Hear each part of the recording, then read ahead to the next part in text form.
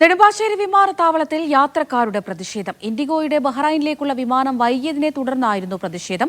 7:30 പോകേണ്ട വിമാനമാണ് വൈകുന്നത്. യാത്ര വൈകുന്നതിന്റെ കാരണം വിമാനത്താവള അധികൃതർ വ്യക്തമാക്കുന്നില്ല എന്നും യാത്രക്കാർ പറയുന്നു. നിതിൻ സേവ്യർ വിവരങ്ങൾ നൽകും കൊച്ചിയിൽ നിന്ന്. നിതിൻ, ഈ 7:30 എന്ന് പറയുന്നത് രാവിലെ 7:30 എന്നാണോ അല്ല രാത്രി 7:30 എന്നാണോ?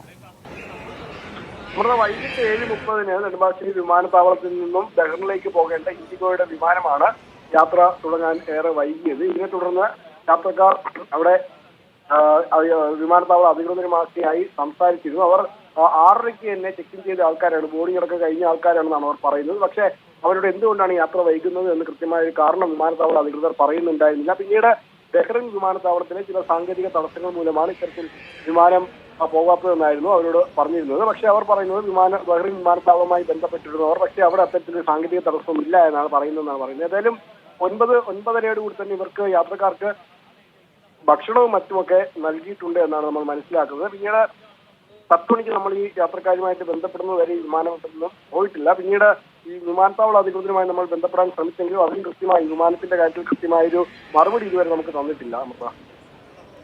ശരി, നിതിൻ സേവ്യറാണ് വിവരങ്ങൾ നൽകിയത്.